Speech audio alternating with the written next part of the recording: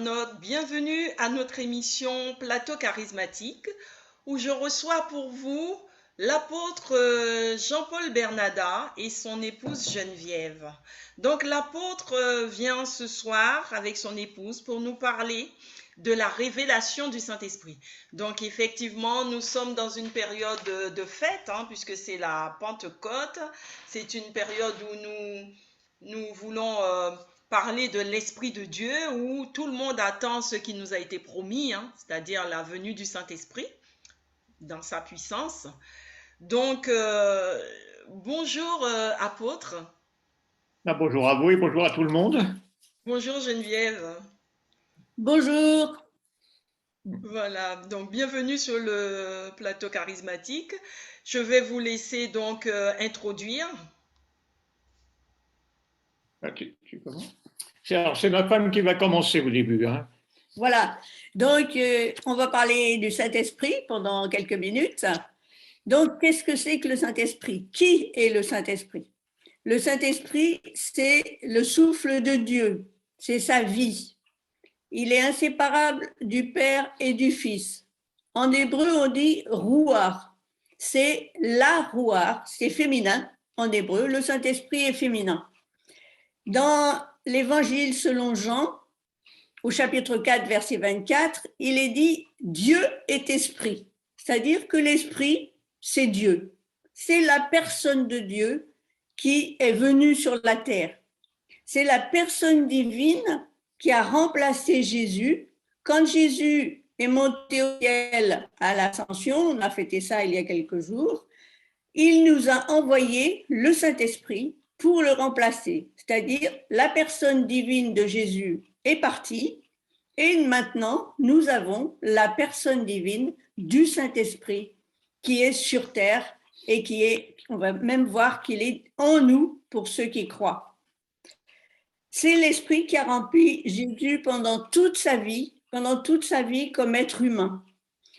C'est l'Esprit de Jésus. Souvent, il est dit dans la parole l'Esprit de Dieu ou l'Esprit de Jésus ou le Saint-Esprit. C'est celui qui l'a envoyé à ses disciples après sa résurrection d'entre les morts. Jésus l'appelle le consolateur ou l'avocat ou l'Esprit de vérité. Et il habite dans le croyant. La mission du Saint-Esprit, c'est de rendre témoignage de Jésus-Christ, de dire ce qu'il a fait, ses miracles, ses œuvres, son amour, et dire qu'il est le Fils de Dieu, le Messie qu'on attendait. Mais on voit quand même que dans notre marche au quotidien avec l'Esprit, dans notre marche de foi, on constate que les chrétiens, en général, ils prient beaucoup Jésus, ils prient beaucoup Jésus, ils prient le Père, mais ils prient que très rarement le Saint-Esprit. C'est pourquoi j'ai voulu aborder ce thème, à savoir qui est le Saint-Esprit, parce que il n'est pas très connu, même si on en parle, les gens en parlent, mais il n'est pas très connu puisque les gens ne le prient pas, alors que c'est celui qui a été envoyé. Donc, tout à fait. Mais je pense, effectivement, les chrétiens ne le prient pas, et je dirais ils ont raison, parce qu'on prie par le Saint-Esprit. On prie le Père en Jésus-Christ par le Saint-Esprit. Mais on n'a pas à prier le Saint-Esprit directement. C'est pour ça qu'en fait, on n'entend pas les chrétiens prier le Saint-Esprit. C'est ce que Jésus a enseigné, il a dit « priez le Père ». Alors, c'est très intéressant ce que vous dites, à savoir qu'on ne prie pas le Saint-Esprit, mais on prie avec le Saint-Esprit, c'est-à-dire on a le Saint-Esprit en nous qui nous aide à rentrer dans une vie de prière. Alors, moi, la question que j'ai envie de vous poser, c'est que les chrétiens d'aujourd'hui, bien sûr, ils vont prier Jésus, ils vont prier Dieu le Père avec le Saint-Esprit, mais ils ne savent pas toujours comment rentrer en lien avec le Saint-Esprit. Comment est-ce que le Saint-Esprit entre en nous? C'est pourquoi je demandais la question suivante. Quelle est sa mission? Quelle est la mission du Saint-Esprit dans notre vie? Alors, je vais continuer. OK. Donc, sa mission, donc, je dis, c'est de rendre témoignage de Jésus, de dire ce qu'il a fait, ses miracles et toute son œuvre, son amour, etc., et de dire qu'il est le Fils de Dieu. Ensuite, la mission du Saint-Esprit, c'est d'enseigner. et de rappeler donc tout ce que Jésus a dit, et puis de convaincre le monde de péché, de justice et de jugement. C'est-à-dire, ce n'est pas à nous d'accuser les autres ou de reprocher quelque chose, c'est le Saint-Esprit lui-même qui va montrer ce qui ne va pas en nous ou ce qui ne va pas dans les autres personnes. Mais l'accusateur des frères, c'est Satan. Ce n'est pas le Saint-Esprit qui va nous accuser. Le Saint-Esprit, il nous dit simplement, ça c'est un péché. Alors, Mais ce n'est pas une accusation. d'accord. Je Alors, peux si continuer? Oui, allez-y. juste une intervention, si je me place comme étant le chrétien lambda, donc c'est vrai, comme vous dites, hein, le Saint-Esprit vient pour il ne vient pas pour nous accuser, c'est le diable qui accuse, euh, et que le Saint-Esprit nous révèle justement les choses, ce qui ne va pas en nous. Mais le chrétien lambda, par exemple, qui n'a pas l'habitude du Saint-Esprit, comment est-ce qu'il sait que, voilà, là, le Saint-Esprit est en train de me parler? Eh bien, quand le Saint-Esprit lui dit la même chose que Jésus a dite, la même chose que la parole de Dieu, c'est pour ça qu'il faut lire la parole de Dieu. Sinon, effectivement, on ne peut pas savoir si c'est le Saint-Esprit qui nous parle ou si c'est un autre esprit qui n'est pas de Dieu. En plus, le Saint-Esprit, qu'est-ce qu'il va faire? On se rend compte que c'est lui, il va nous dévoiler les choses à venir.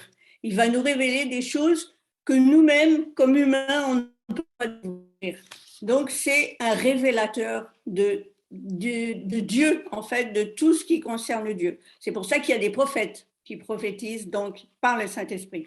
Et en plus, le Saint-Esprit, il renouvelle notre intelligence. Au fur et à mesure qu'on avance en Dieu, qu'on lit sa parole, eh bien, notre intelligence va être renouvelée et justement, on va discerner de mieux en mieux qui est le Saint-Esprit et on va pouvoir continuer avec lui. Mais il faut demander à le recevoir. Si on ne demande pas à recevoir le Saint-Esprit, eh bien, effectivement, le Saint-Esprit ne pourra pas agir en nous.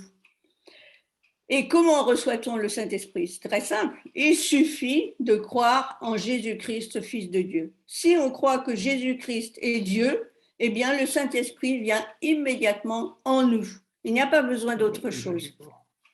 Et ensuite, on peut, enfin, même on doit le demander au Père. Il a été dit que le Père céleste donne le Saint-Esprit à tous ceux qui le lui demandent. Donc, il faut aussi désirer le Saint-Esprit et le demander au Père parce que c'est lui qui va nous l'envoyer.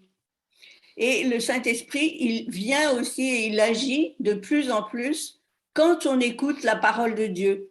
Parce que c'est la parole elle-même qui va nous instruire de ce que l'Esprit veut nous dire.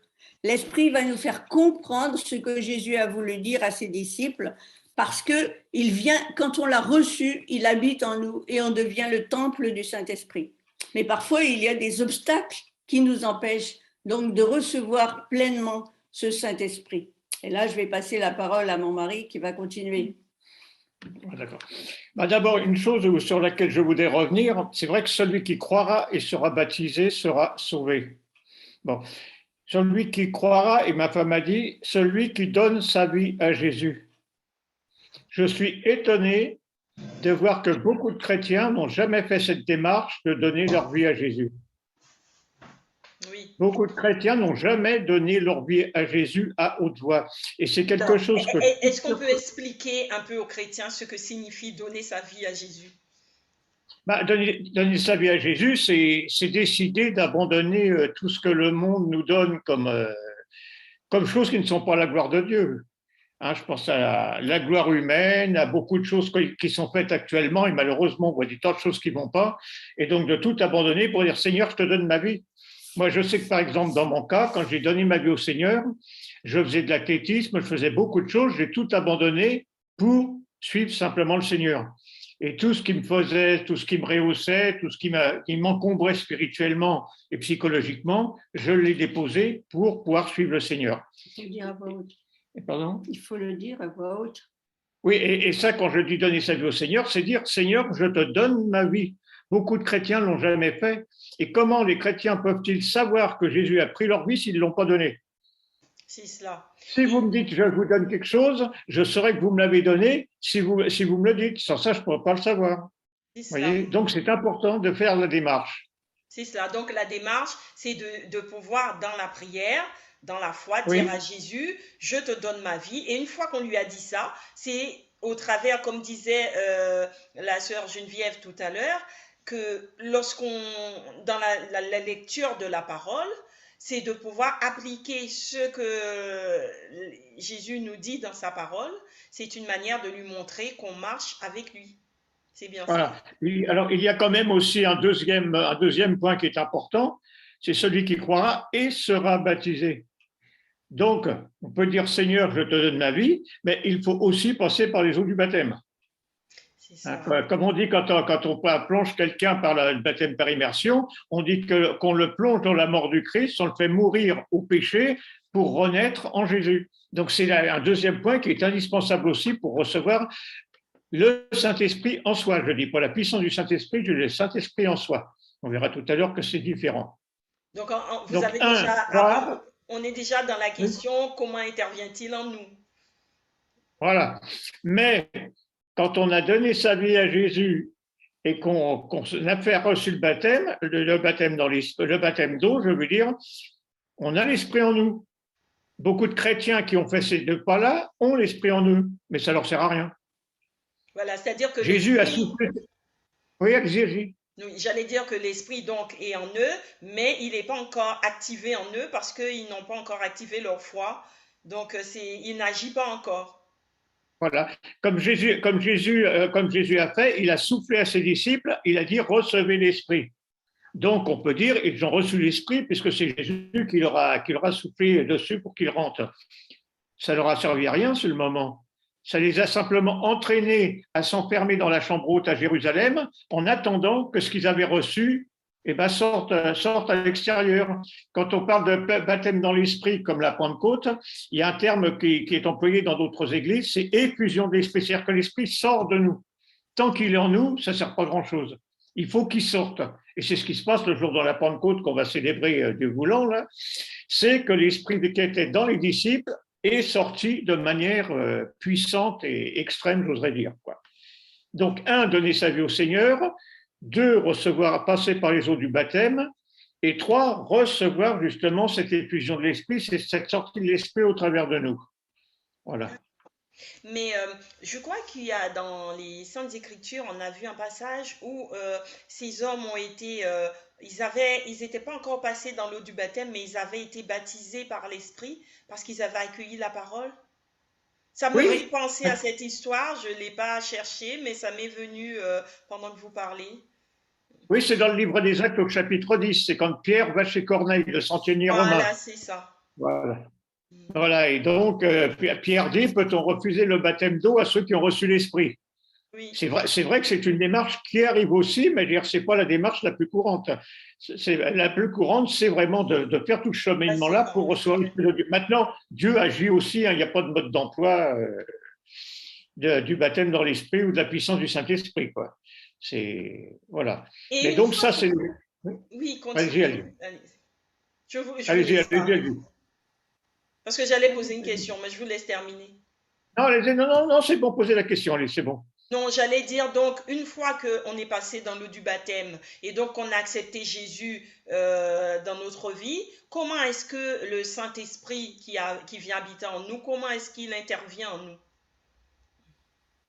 Il intervient, comme dit la parole de Dieu, il intervient par des signes, des prodiges, des miracles, et surtout par 9 dons dont on parlera dans les temps qui viendront de manière plus claire et plus longue, parce que c'est important de prendre un bon moment pour ça.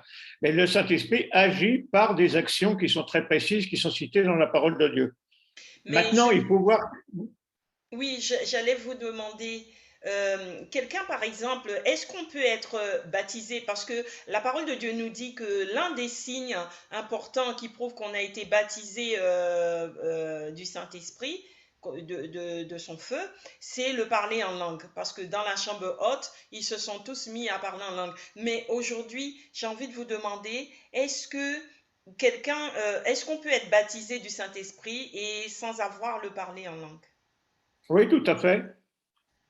Tout à fait. On voit qu'à certains moments, c'est vrai qu'il parle dans des langues. Alors, le jour de la Pentecôte, on remarque qu'il parle dans des langues humaines. La Bible nous parle de 15 langues. Il y a 15 langues qui sont citées.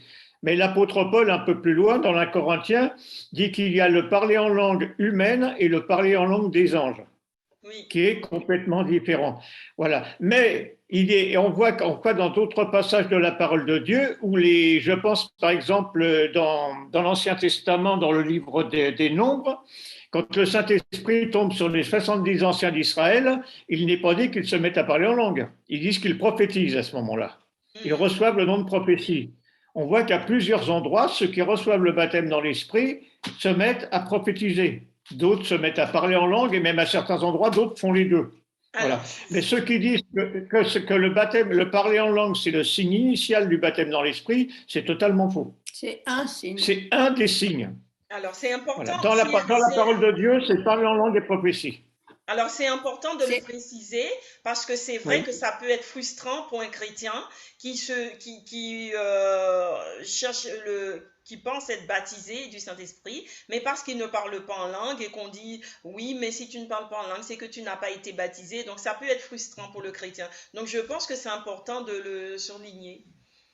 Oui, parce qu'en plus, quand on dit encore c'est que tu n'as pas été baptisé dans l'esprit, c'est pas trop grave, mais dans certains mouvements, on dit si tu ne parles pas en langue, c'est parce que tu as encore un démon.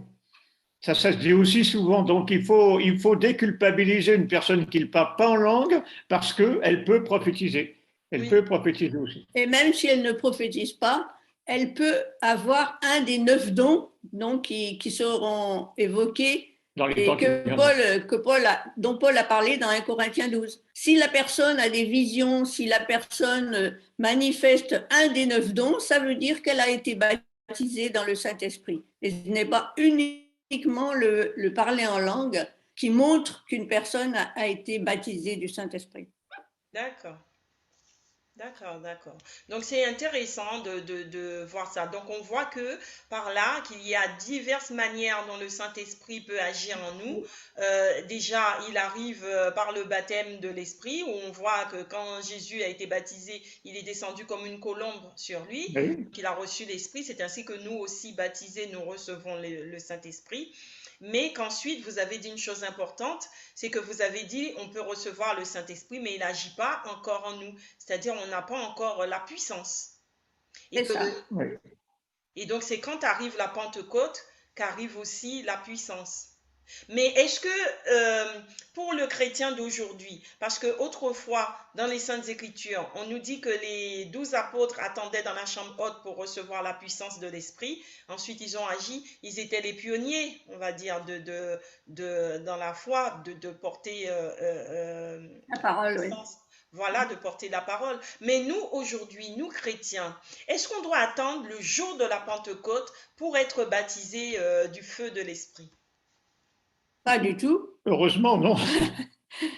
Le Seigneur, Dieu, le Père, envoie le Saint-Esprit le jour où il veut, quand il veut, où il veut. Comme vous avez dit tout à l'heure, parfois ça vient avant d'être baptisé dans l'eau, d'autres fois ça vient après être baptisé, mais le Seigneur peut l'envoyer à n'importe quel moment, du moment que le chrétien est ouvert à recevoir ce don. Donc, il y a un don du Saint-Esprit. C'est marqué dans la parole de Dieu, c'est marqué dans la première lettre de Paul aux Corinthiens, au chapitre 12, au verset 11. L'Esprit est donné à qui il veut, quand il le veut. C'est écrit, ça peut arriver le jour de la Pentecôte, ça peut arriver dans son garage en train de bricoler, ça peut arriver n'importe où. Nous, on a connu une personne qui l'a reçue, elle était en train de rouler en voiture, et tout d'un coup, elle a senti qu'il fallait qu'elle s'arrête, elle s'est arrêtée le long de la route, le Saint-Esprit est tombé sur elle, elle s'est mise à prier en langue. D'accord. Oui. D'accord. Donc, et donc, il y a une question que je voudrais vous poser encore, c'est que quand le Saint-Esprit arrive dans le chrétien, donc le chrétien a été baptisé de l'Esprit de Dieu, comment est-ce que le Saint-Esprit vient pour révéler la parole, actualiser la parole dans la vie du chrétien? Comment est-ce qu'il actualise la parole? Eh bien, le Saint-Esprit va modeler la personne et va le faire changer de comportement, par exemple, changer certains comportements qui n'étaient pas bons et va lui faire appliquer ce que Jésus demande. C'est-à-dire, par exemple, si on n'arrive pas à aimer ses ennemis, eh bien, le Saint-Esprit, mais qu'on désire vraiment faire la volonté de Dieu, le Saint-Esprit en nous va pouvoir nous faire aimer certaines personnes qu'on ne pouvait pas tolérer avant. Donc le Saint-Esprit va agir de l'intérieur parce qu'il est en nous, il va nous transformer petit à petit. Donc d'abord sur un point, ensuite sur un autre point, encore sur un autre point. Et quand il y a des actes précis à faire à l'extérieur, des actes qui sont peut-être un peu plus miraculeux, eh bien c'est le Saint-Esprit qui va nous montrer de faire ce que Jésus faisait à son époque. C'est le Saint-Esprit qui va nous inspirer de la compassion pour celui qui est malade, par exemple, et le Saint-Esprit va nous dire, Jésus a dit, vous imposerez les mains aux malades et ils seront guéris. Donc le Saint-Esprit nous dit, vas-y, fais-le. Tu vois cet homme qui est malade, n'hésite pas, fais ce que Jésus a demandé, impose-lui les mains et le Seigneur fera ce qu'il voudra. S'il veut le guérir aujourd'hui, il sera guéri aujourd'hui. S'il veut le guérir plus tard, il sera guéri plus tard. Nous n'avons qu'à obéir à la parole de Dieu et ensuite, eh bien, Dieu fait sa volonté sur la personne pour laquelle nous avons prié. D'accord. Donc, en gros, on reçoit on reçoit la parole du Saint-Esprit, donc soit par un réma, ou alors par un sentiment qu'on a en nous, un fort sentiment qui est en nous qui nous dit, il faut agir. C'est ça, comme une intuition qui vient, mais une intuition, on sent bien que c'est pas nous qui l'avons pensée. Oui, C'est comme une pensée qui vient de l'extérieur que par nous-mêmes on n'aurait pas pu avoir en fait. d'accord. Alors, je voudrais vous poser une question d'une internaute qui, suite à la dernière émission que nous avons fait ensemble sur la vie dans l'esprit, qui voulait vous poser une question. Alors, sa question, c'est, il dit que vous avez parlé du parler en langue, et il dit, faut-il être un chrétien assidu pour pouvoir parler en langue? Non. C'est vrai qu'on doit être un chrétien assidu pour tout un tas de raisons, mais si vous prenez des régions comme celle où on habite, où on est en ce moment à vous parler, il n'y a pas d'église à moins de 50 kilomètres et il n'y a pas de moyen de transport.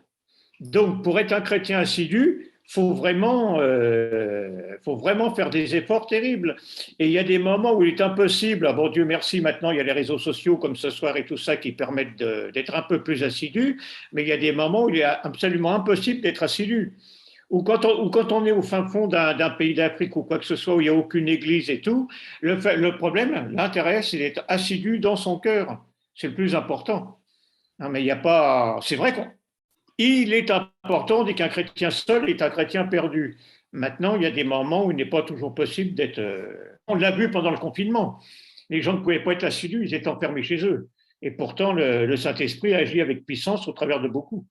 Il faut être assidu dans la parole de Dieu, mais ce n'est pas parce qu'on est assidu qu'on va parler en langue, c'est ce qu'on a dit tout à l'heure. Le Seigneur va donner les dons qu'il veut, mais pas forcément le parler en langue. Et parfois, il y a des gens qui ne sont pas vraiment assidus, mais qui reçoivent tout de suite le parler en langue. Dès qu'ils reçoivent la puissance du Saint-Esprit, c'est le parler en langue. On peut dire c'est parce qu'ils ont un cœur disposé, non? Ils ont un cœur disposé, mais pas forcément plus qu'un autre. C'est parce que le Seigneur prévoit de donner le parler en langue à cette personne-là et pas à l'autre pour l'instant. Voilà. Nous avons eu le cas d'un couple en France il y a de nombreuses années. La femme était assidue à l'église, elle ne ratait jamais une réunion, jamais rien du tout. Elle n'a jamais parlé en langue. Son mari, qui n'était pas du tout pratiquant, un matin se lève, il s'assoit sur son lit, met ses chaussettes, le Saint-Esprit tombe sur lui, il se met à parler en langue. Et il s'est enregistré, il nous a amené la cassette, à l'époque c'était cassette, il nous a amené la cassette, il a dit regardez, je parle russe. Ah bon, on a dit on ne sait pas, on ne connaît pas le russe, mais on dit bah, visiblement vous parlez dans des langues spirituelles. Sa femme qui était assidue n'a jamais reçu cette puissance du Saint-Esprit au niveau du parler en langue. Son mari est devenu assidu après par contre. Mais sur le moment, j'oserais presque dire c'est l'injustice de Dieu, quoi. C'est la volonté de Dieu, on n'a rien à. Ça ne fait pas partie des mérites. Ça. Être assidu, c'est un mérite et c'est pas ça qui nous fait être bénis. Oui. Mais la question est intéressante quand même. Oui.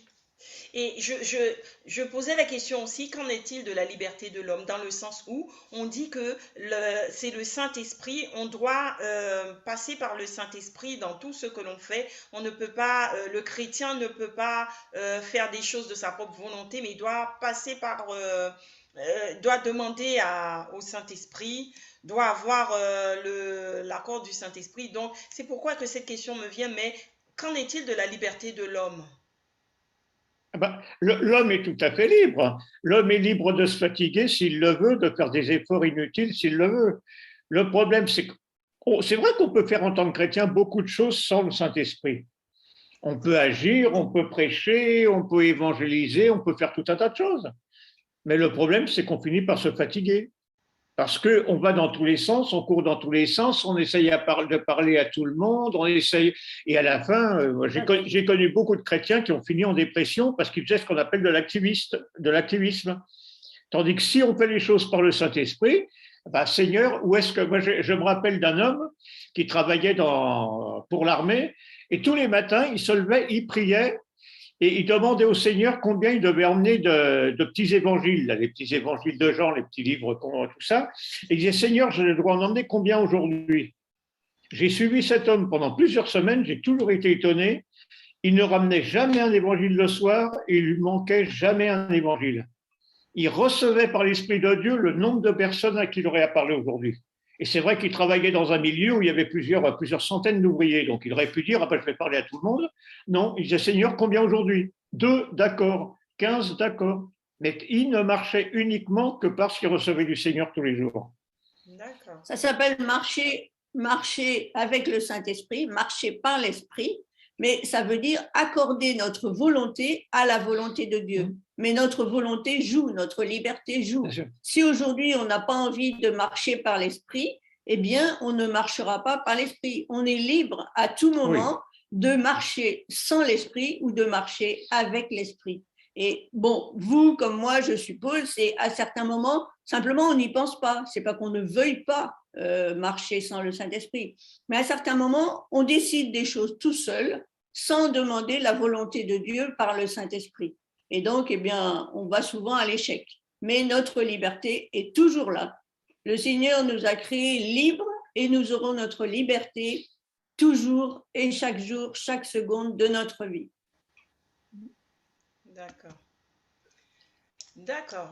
Ben, écoutez, je pense que c'est clair, c'est effectivement la liberté de l'homme, c'est de pouvoir choisir entre le bien et le mal. C'est-à-dire, on choisit de faire ça. Voilà. C'est de voir quel est voilà. Est-ce que vous auriez quelque chose d'autre à rajouter en cette période de Pentecôte? Qu'est-ce que vous pouvez dire aux chrétiens? Oui, il y a quelque chose que j'aimerais dire parce qu'on a parlé du fait de donner sa vie à Jésus, on a parlé du fait de recevoir le baptême d'eau, on a dit que l'Esprit de Dieu était en nous, même si on ne le voyait pas extérieurement. Mais il y a une chose aussi que j'aimerais marquer, justement, qu'empêche les chrétiens de recevoir cette puissance, c'est le problème du pardon. Le pardon, c'est quelque chose d'indispensable. Alors bien sûr, quand on parle du pardon, on pense tout de suite, ah, le voisin, il m'a fait quelque chose, je lui en veux, je suis en colère contre lui, je ne peux pas lui pardonner et tout ça. Le pardon envers les autres. C'est quelque chose, là aussi, c'est là qu'on sent quand la puissance du Saint-Esprit est en nous, c'est qu'on arrive à pardonner des choses impossibles. Je me souviens de cas dont je ne parlerai pas ici, mais de cas extrêmes de personnes qui humainement ne pouvaient pas pardonner. Et ça, humainement, ça, je le comprenais. Mais quand l'Esprit de Dieu a touché cette personne, non seulement elle a pu pardonner en disant je pardonne à cette personne, mais elle a pu dire en face à la personne je te pardonne. Et je peux vous dire sans dire des détails ici, c'était quelque chose d'humainement impardonnable. Et pourtant, cette personne, c'était plus fort qu'elle, elle a pardonné. Ça, c'est pardonner aux autres. Le deuxième pardon auquel il faut penser, c'est à soi-même. Se pardonner à soi-même. On a rencontré beaucoup d'hommes, ah oui, j'ai pas fait assez des études, ou je suis pas assez intelligent, quoi que ce soit et tout, oh, ben, je suis mauvais, tout ça. Les gens s'en veulent. Je dis souvent d'une manière humoristique, mais en même temps c'est vrai, j'ai rencontré beaucoup de femmes qui se trouvaient trop petites, trop grosses, trop brunes, trop blondes, trop ceci, trop cela, et qui finalement ne s'aimaient pas elles-mêmes. Comment peut-on aimer Dieu si on ne s'aime pas soi-même? On est comme on est, Dieu nous a créés comme on est. Bon, parfois, c'est vrai qu'il y a des maladies qui viennent abîmer la création de Dieu, mais enfin, il y a aussi des soins qui permettent de revenir en arrière souvent. Mais on doit aussi se pardonner à soi-même. Se pardonner ce qu'on est, mais se pardonner aussi peut-être des choses qu'on a faites. Ah, j'ai fait ça, j'ai fait ça. C'est un peu la pécheresse dans la parole de Dieu. Des années après, on dit toujours, et c'est le problème aussi souvent dans l'Église, c'est si on se présente et qu'on dit, on donne son témoignage, ah, quand j'étais jeune, j'ai fait ça, on garde cette étiquette de personne qui a fait quelque chose de mal. Oui. Donc, il faut aussi se pardonner à soi-même. Et il y a un troisième pardon qui est indispensable, et ça, quand on le dit aux gens du monde, ils comprennent, les chrétiens ne comprennent pas. Le troisième pardon, c'est de pardonner à Dieu. Pardonner tout ce qu'on comprend pas qu'il est permis. Moi, je me souviens, même en tant que serviteur de Dieu, je me souviens quand on m'a annoncé la mort de ma mère adoptive a fait du bien toute sa vie et tout. Elle a élevé 14 enfants qui n'étaient pas les siens. Elle a fait des choses formidables. Et un jour, ma soeur me téléphone en me disant, tu sais, maman vient de mourir. Moi, ma seule réaction de dire, j'espère qu'elle n'a pas souffert. Et ma soeur a dit, si, elle a terriblement souffert pendant 3 jours. Et là, même en tant que serviteur de Dieu, je peux vous dire que j'ai dit, Seigneur, c'est pas juste. Une femme qui a fait que du bien, tu la laisses mourir dans la souffrance. Et je peux vous dire que, en plus, ma femme était sortie, elle était en ville pour faire des achats. J'étais tout seul, mais il a fallu vraiment que je m'asseye et que je dise, Seigneur, Seigneur, que je te pardonne, que j'arrive à te pardonner. Et je peux vous dire que quand j'ai pardonné au Seigneur ce qu'il avait permis, aussitôt j'ai une vision, j'ai vu ma mère arriver au paradis avec mon père qui l'attendait déjà. Voyez. Amen. Donc, un demande à se pardonner aux autres, deux, se pardonner, et trois, pardonner à Dieu. Alors ça, C'est c'est un thème complet qu'on va devoir développer aussi sur le pardon, et donc qui inclut le pardon à Dieu, parce qu'effectivement, c'est des beaux témoignages, ce sont des beaux témoignages que vous donnez. Moi-même, j'aurais aussi un témoignage comme ça à donner lors du décès de ma mère, de ma propre mère. Donc vraiment, c'est un thème complet qu'on aura à développer. On arrive donc au terme de cette émission. Et le temps approche. Et donc, je vous laisse conclure ou si vous voulez conclure, rajouter quelque chose aux chrétiens ou simplement une prière pour les chrétiens afin qu'ils puissent recevoir le Saint-Esprit, je vous laisse clôturer. Oui. Alors simplement, je vais dire une chose, on ne prie jamais pour que les chrétiens reçoivent le Saint-Esprit. La différence entre le baptême dans l'Esprit et le baptême d'eau, c'est que la descente du Saint-Esprit, c'est quelque chose directement entre l'homme et son Dieu. Donc, dire aux gens, prie pour moi pour que je reçoive le Saint-Esprit, c'est quelque chose qui ne fonctionne pas, vous voyez. C'est quelque chose qu'il faut bien dire. Je sais qu'il y a des réunions qui se font dans certains lieux où on prie pour que le Saint-Esprit descende. C'est quelque chose qui n'est pas à faire. On ne peut pas prier pour que. C'est comme si le Seigneur devait nous obéir pour nous envoyer le Saint-Esprit. C'est pas du tout comme ça que ça se passe. Donc, on ne prie jamais pour que quelqu'un reçoive le Saint-Esprit. Ça, c'est important à savoir. On n'a aucune capacité, ni humaine ni spirituelle, de le faire. Disons, je mets un petit bémol, c'est-à-dire qu'on peut prier pour que la personne, on peut désirer qu'une personne reçoive le Saint-Esprit, mais on ne peut pas dire à Dieu, donne-lui maintenant. Oui, simplement prier pour que cette personne reçoive le Saint-Esprit, mais quand le Seigneur voudra. Et s'il le veut. Et s'il le veut, quand il le veut. Parce que le Seigneur est vraiment souverain. C'est ça qu'il faut arriver à comprendre dans la parole de Dieu. Jésus a toujours obéi à son Père, je dirais, les yeux fermés. Eh bien, nous, en tant que chrétiens, même si nous avons notre liberté, nous devons obéir à ce que nous avons compris du Seigneur. Alors, il y a plein de choses que nous n'avons pas comprises parce que nous ne lisons peut-être pas assez la parole de Dieu, mais petit à petit, on arrive à comprendre des choses et c'est là que notre comportement peut changer parce que le Saint-Esprit nous éclaire. Le Saint-Esprit illumine notre intelligence et on va arriver à comprendre des choses de la parole de Dieu qui vont nous permettre d'avancer plus loin avec le Seigneur, d'être plus en communion avec lui.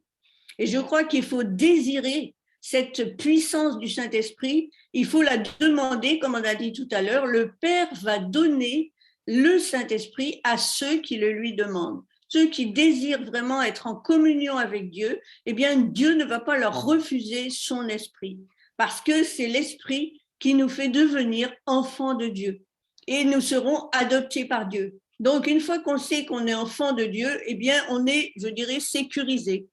On est dans la paix parce que c'est notre Père qui nous protège.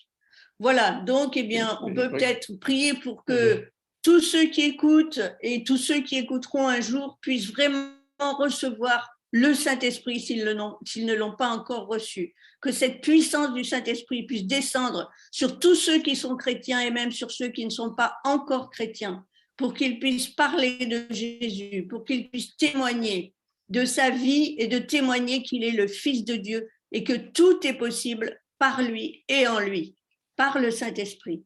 Amen. Amen, amen, amen. Donc je vous remercie, apôtre et la servante de Dieu, Geneviève. Je crois que vous êtes évangéliste. C'est ça, oui. Enfin, elle a un titre d'évangéliste, mais en réalité, elle est théologienne. Elle a fait 10 années d'études de théologie, mais... Oui. Évangéliste, ça veut dire simplement annoncer la parole de Dieu. Voilà, c'est Voilà. une façon. D'accord. C'est un titre qu'on m'a donné, mais merci Seigneur. Je l'accepte sans problème, hein, parce que c'est vraiment ma volonté d'annoncer le Seigneur. Eh bien, en tout cas, je vous remercie d'être venu sur le plateau de l'émission charismatique, plateau charismatique. Donc, l'émission arrive à son terme. Donc, nous nous reverrons prochainement pour parler, continuer toujours dans l'œuvre de l'esprit, hein, pour parler de la vie dans l'esprit. Je vous remercie d'être venu. Merci à chaque téléspectateur de nous avoir suivis. Et merci à vous de nous avoir invités. Voilà. Et bonne Pentecôte. Voilà. Bonne réception de l'esprit. Merci. Amen. Amen. Amen.